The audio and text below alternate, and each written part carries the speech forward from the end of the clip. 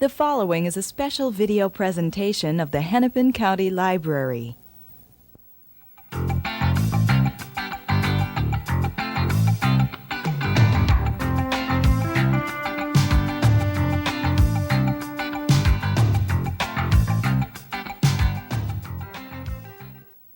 Hi, welcome to a discussion with Charlotte Davis Kasl. I'm Eileen Cavanaugh from the Hennepin County Library Program Office, and my guest today is an author and psychologist. Charlotte is the author of Women, Sex, and Addiction, Many Roads, One Journey, and the book we'll be discussing today, Finding Joy, 101 Ways to Free Your Spirit and Dance with Life. Welcome, Charlotte. Thank you. It's nice to be here. Now, actually, there are more than 101 ways in this book, but we'll talk about that later. Okay. I wanted to ask you, because on TV news, we often locally hear a grocery list, so to speak, of terrible crimes and violence. And so I want to say that it's really a pleasure to find a book called Finding Joy. And this is a book dedicated to help people find joy, find more joy in their life. And it's arranged in some short little chapters so that it's almost a sort of a reverse grocery list. Mm-hmm. Instead of being a grocery list of crime, it's a grocery list of ways that you can, practical ways that you can mm-hmm. add some joy in your life. So I wanted to ask you, though, how is joy different from, say, pleasure or happiness? Well, I think of joy as a state of being. You know, I'll be happy to get a Valentine or happy to be invited.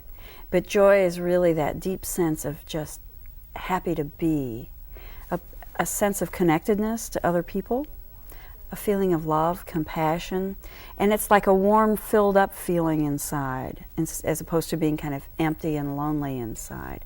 And it has to do with spirituality, I think, knowing you're sacred, knowing you're special, and knowing all life is special. And it can waffle and, it can wax and wane, feeling of joy, but you always know it's there. It's something to come home to. So that the idea of pleasure and happiness is sort of a surface thing, and joy is deep. So that pleasure could be a hot fudge sundae that could feel good going down. It could taste good. But joy goes beyond our five senses. Now, our senses can help lead us to joy because we can learn from these things what it's like to touch on something so special. But we have to be careful not to have what I call in the book counterfeit joys. That they're highs. Mm-hmm. They're from drugs or food or sex or status or money. And you can feel up and high for a minute. But that joy is enduring. It's long-lasting. It's like a river of spirit that keeps flowing through you. So that it's possible to experience joy even in rather sad situation. It can be... You've had a bad day, but it's still possible to be joyful. Yeah, it's if you keep in mind there's a great big picture of life out there. Because a lot of people get totally lost in their dramas and their soap operas, and they think that's the only thing in the world happening at that moment. And while it's important to get upset and have your feelings about things, it's also important to remember, cosmically speaking, these things are just a moment in time. If you have a bad day and a flat tire and you're late for something, it's a nuisance, but it's not a catastrophe. And we'll all live. Like I have some in here that say, you can be late and upset, or you can simply be late. If you get mm-hmm. caught in traffic, mm-hmm. you can either be freaked out and upset and be a pain to the people around you, or you can relax and say, well, that's the way it is. Well, I'm glad you mentioned that, Charlotte, because this is not a Pollyanna book No. that says no matter how terrible things are in your life, you are happy and wonderful. Yeah, it's not smiley, smiley, happy, happy. And I talk a lot, actually, about allowing grief and other scary feelings, because one of the blocks between people feeling joy is they've got a lot of stuffed up emotions. They may be very angry and holding on to that, and it's tight in the body. Well, it's hard to feel the flow of connection to people and nature and the earth when you're tight or rigid in your body and in your heart and in your mind. So a lot of it's a journey of awakening. So it sounds very much like an author I read once who said, if you can't feel pain, you can't feel joy. Yeah, you have to feel. Mm-hmm. And it's like having all your feelings and emotions being alive. And people are afraid of joy a lot because it's a powerful emotion. It's the peace that passeth understanding. It's like filling your whole self up. Well, you let those powerful feelings into you of love and connectedness and compassion, and it can knock loose like old heartaches or old angers or old pain or old abuse that's sitting inside. And you have to be willing to feel that and then let it go. In fact, you have a whole chapter about letting go, about letting your life be, instead of going against it, going with your life. Right. It's a matter of acceptance. It comes up in several places. One about my father-in-law who was so able to accept his life, and he's this very happy man in his 70s who lives alone in Florida. He was from Czechoslovakia. They walked out with nothing but their clothes on their back during the war. Were in a DP camp, came to this country, actually lived here in Minneapolis for many years. And yet this man has great joy in his life. He's tuned into the flowers and the earth. He walks his dog. He reads the paper. He follows tennis. He keeps up on things. He accepted all that. He could let it go. And he could say, this is wonderful right now. I have a home. I have a wife. I have children. And has all that changed? You know, he could say, I have my health. I have enough money to live simply here. Which reminds you how very much joy is a spiritual thing, because it's hard for some of us to understand how somebody could lose everything, lose their home, and still keep their composure. And on the other hand, we see people who are very wealthy who have everything, Right. everything that money could buy, Out and who are so bored that they. And joy is a big piece of that. One reason I write about joy is because we need to use less resources of the earth, or we're wearing it out. And if you feel filled up on the inside, you don't need all that stuff on the outside, because there's a sense of just pleasure and happiness of being with friends and taking a walk around Lake Harriet and looking at sunsets and just, it's cheap to go play tennis in a park, those things. And often, there have been a lot of studies on a lot of rich people. There's a big emptiness inside. And that's a counterfeit joy, thinking that all that status and money and fancy house and fancy clothes is going to make you happy. In fact, you connect simplicity and joy. And I remember that from time to time when I sort of clear out the clutter in my house, there's that sense of connection for me too. It's just good to to have some space in your house. Yeah, there's a sense of fear attached to all this stuff. I gotta have this and I gotta have this. And letting go of it often helps us release the fear, because people are very security oriented. Oh, I've got to keep these things and have enough money and all these things. Now, people do need the right to clothing and shelter and respect and homes, and we need to put much more emphasis in this culture onto providing that for people. But then most of the rest of us could live with a whole lot less than we live with, or use recycled things. Or as it says in the scripture, we could have, instead of 2 coats, we could have one and give the other one to someone in need. That's right. You also, along that line, connect joy and wisdom, which sort of, again, brings in the spiritual element that people, I think, don't think of joy with all these connections to it. And joy to wisdom, it's like, joy is about having all of yourself available to yourself. Your feelings, your thoughts, your emotions, like you're very much in the present. So that helps you tune in to your inner wisdom and be led by your sense of purpose and what you're meant to do in this life. Now, I know people who can get all A's and be excellent students who don't seem to have a lot of wisdom, kind of like they can't see the forest for the trees, because they can be good and learn and do it right. But that's not wisdom. Wisdom is like the compassionate, intelligent application of facts and figures. It's like applying them wisely in a way that helps people. That's where wisdom comes in. It's like a sage is a wise person. And in a way, it's like joy. It's a deeper sense than knowledge, which is a more superficial knowing and reciting of facts. And there's like knowing in the head. And then I talk about capital K, the knowing place, which was talked about in the book Daughters of Copper Woman. Like that knowing place when you're one with truth that lives inside you. There's a very clear, comfortable feeling with that. And that's the leading. You know, you talk about being led by the Spirit. It's like I've been very led in my life. I've changed careers. I was a pianist for many years.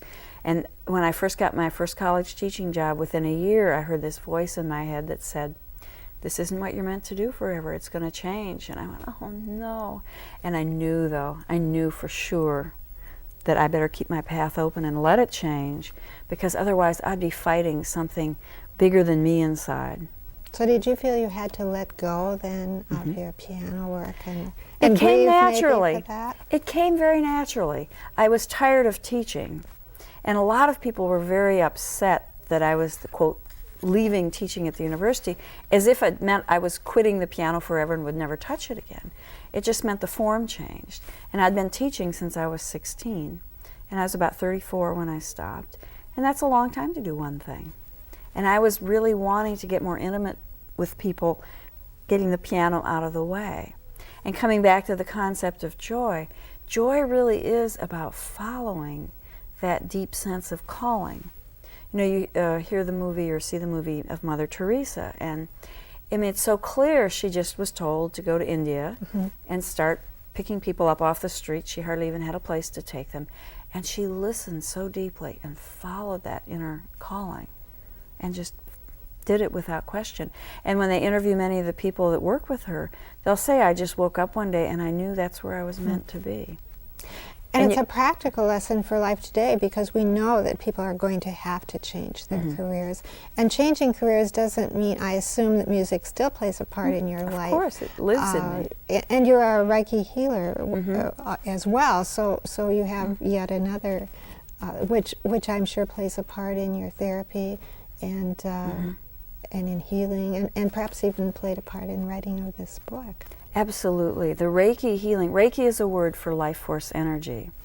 And Reiki is simply learning to channel that energy much faster through you. And working with lots of people who've had incest, battering, abuse, or very neglectful childhoods, you need to do something deeper than words. So using the Reiki, and often I have them bring friends in and we do it all together, to help release the energy that's stuck in the body, like the trauma from a rape or battering. And you can literally kind of let that heavy energy out of the body.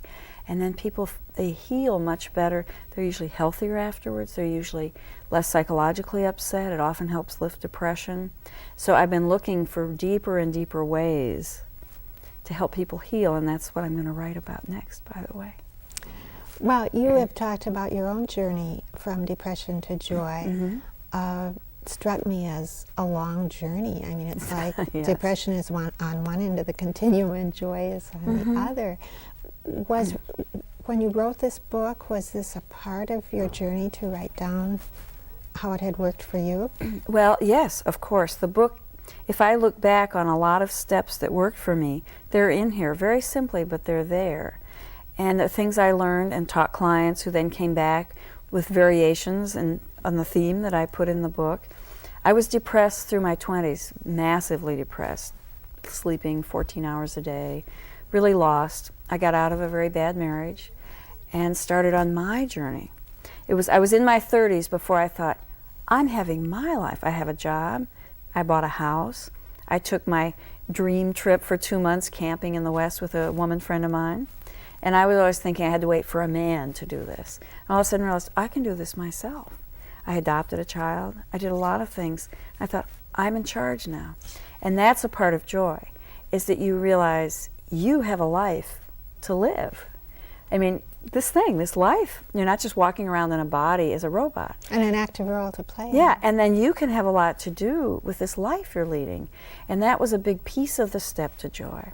And then a lot of the things I learned were how not to have your self-esteem tied to what other people think and say about you.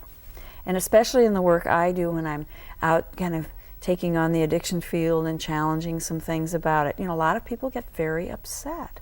And I try to do things lovingly, but if I got really upset every time someone criticized what I did, I'd really be a case. But it's like, I feel like I believe what I'm doing and I feel good about it. And so it helps you be less reactive. There was a phrase I used, whatever anyone says or does means nothing about your worth. And I help clients learn that and just remember it over and over again.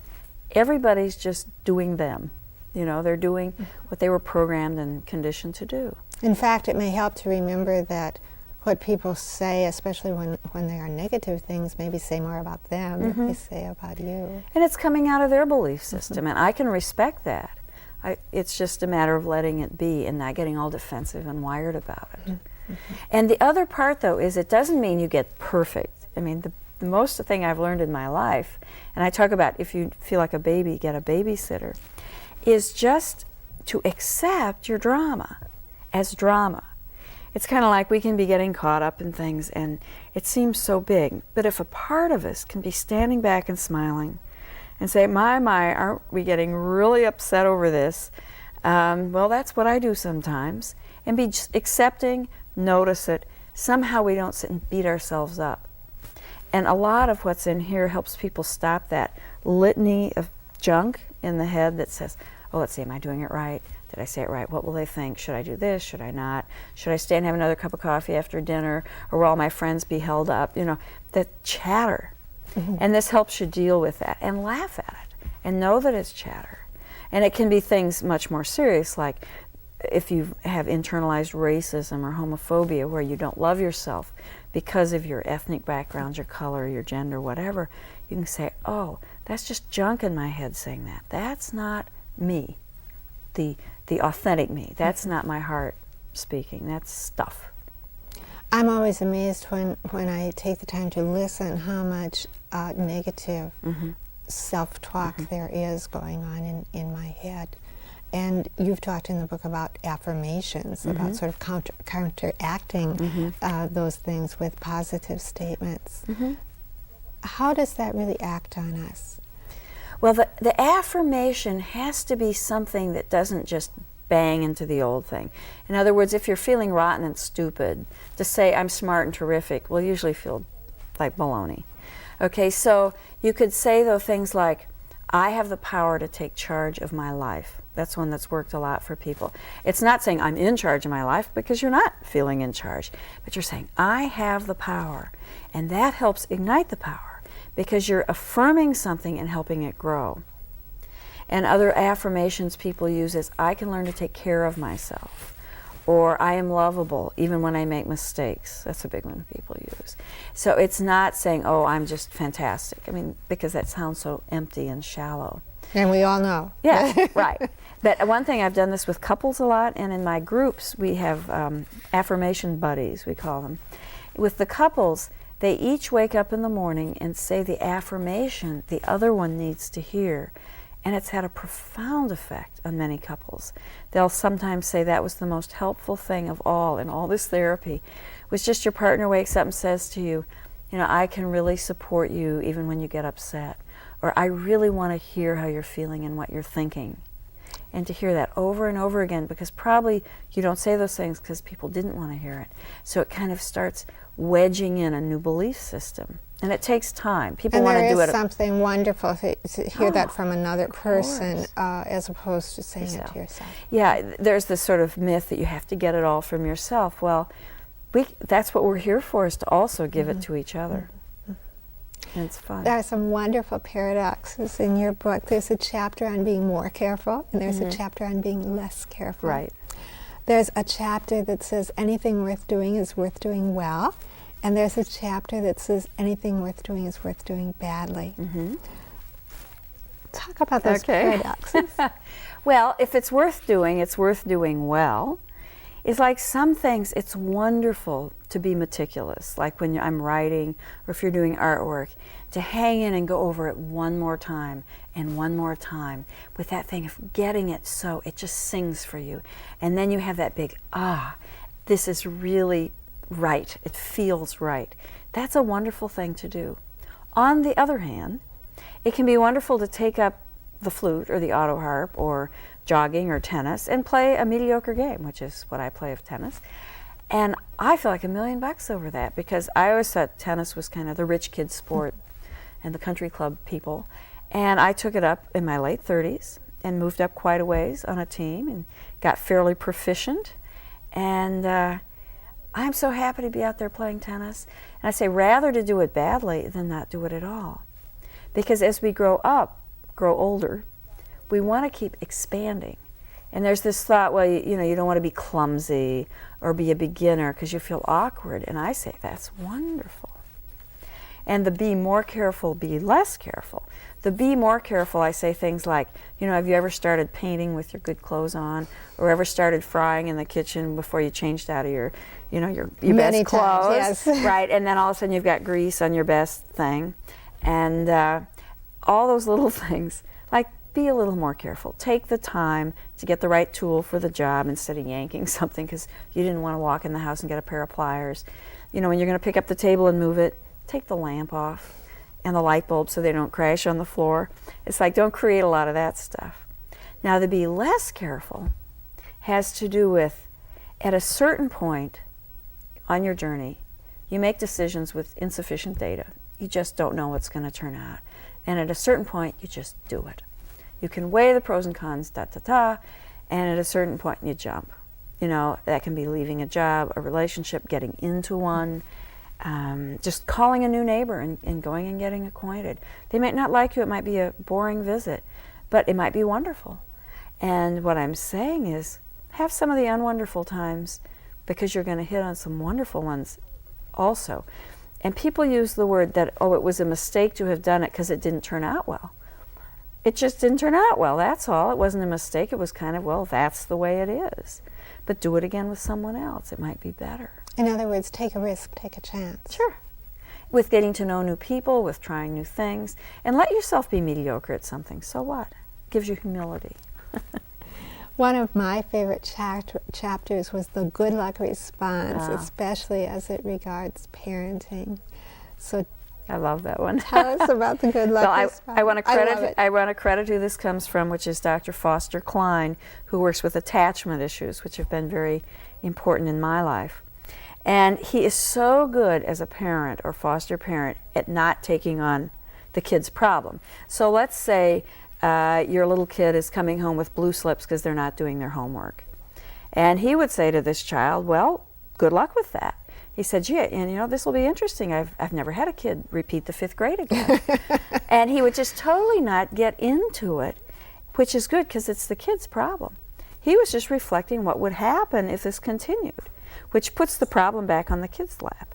And with teenagers, they'd often say, you know, boy, with those kids you're hanging out with, good luck, which implies you're going to need it. And he said, you have to be willing to let kids fail because they've got to learn they're the ones who are responsible. And what I say in there is the more you worry for them, the less they'll worry for themselves. So a lot of the job of parenting is really watch your children with fascination and interest, but don't get so embroiled in their dramas and don't think they reflect on you so much. Like, you go out and have your own dramas and do what you want to do and keep wishing them luck. You know, I think that's hard for us Very as hard. parents. On the other hand, as I listen to you talking, I think, wouldn't it be frustrating for the teenager, though, to find out he can't engage you? You are Right. just continually saying, Well, good luck with that. Right. I mean, then you'd have to kind of stop and think, which is what you want to get them to do anyhow. And if you're lecturing them, they're not going to think. They just shut off and don't hear a thing you say anyhow. So it can apply in many, many ways. We got to using this in the therapy groups when someone would start getting really defensive and argue their case for staying in a horrible relationship. And we'd say, I think it's about time to say good luck. Right. Why get engaged in all this? Because it's not going anywhere. And you know, it's again, trusting the big picture. Most kids, if you get to 11 or 12 and you've got a pretty good connection with them and things haven't been too bad, they can have a pretty bumpy adolescence and they're still going to come around and probably be okay and want to be your kid when they're in their 20s. And if parents could lighten up about a whole lot of stuff and give to kids their right to themselves, I know some people who've been wonderful parents with their children. Their kids had purple and orange hair for a while, and they just said that's how she needs to express herself for now. They never said a word. They just let it be. And other people would make it a huge power struggle and a huge problem. And the parents who could let it be, that's the kid's hair, that's what they're doing. They have to be respectful to me, but they get to have the purple hair. Let it be. Learn what battles you want to fight. And Right. What Pick ones you can win. Yes. Right. That you should win. I assume you get feedback from people in terms of letters, because it struck me in looking at this book that there are some things in the book that sort of hit you at the right time in your life. And as I was reading the book, I also thought there's some things here that I know Ms. X would like to read because it's the right time in her life. It's almost as if the wisdom of the writer connects with the wisdom of the reader. Do people write you about things that really spoke to them? I've talked to a lot of people, and some people use it like a meditation book, and the part about the letting go is the big piece. Other people, the part on aging, some the part on children, some the part on freeing your spirit. They'll have different places that really come alive, or they read one part over and over again, like the it matters, yet it's not serious part, which lets you have your feelings and then let go of things and put them in a big perspective. And it's nice what you said. I really appreciate that, because people say, I felt like you were just sitting talking to me, like you understood me, and I always feel good when I hear that. And I think it's because it comes from a very deep part of me. You know, I struggled a long time to get out of this very profound depression I was in. And it's been a long struggle. It's involved what I eat, what I think, how I connect to people, how I learn to listen inside, do yoga, meditate, those kinds of things. You have mentioned that you believe there's always a reason for people's behavior, even negative behavior. And I was wondering how you would relate this to the Tanya Harding, Nancy Kerrigan Interesting. Well, okay, I talk about the positive intention. Look at the positive intention under things so you can let go of your shame about them. But thinking about Tanya Harding, well, I think one thing is that, I mean, here's a really scrappy, bright woman who really fought hard. It's almost like a great tragedy. You know, this very gifted, talented, smart person possibly crossed the line. Certainly in the people she was around, and we don't know what really happened. And hopefully, if she doesn't get to go to the Olympics, this can be a crossroads in her life where she learns about that point not to cross, because she could have been a wonderful, and she still could be, a wonderful role model for kids who've grown up poor with tough childhoods. And I like that the media has at least brought that up a lot. They didn't just tear into her and cut her down like she's not as pretty and sweet. Well, she paid a lot of dues and she's worked very hard. I have a lot of respect for her. And there's this piece where we don't know quite what's the outcome yet, but well, Charlotte, on that unresolved conflict, we will have to end, but thank you for being with us. And thank you for watching A Discussion With.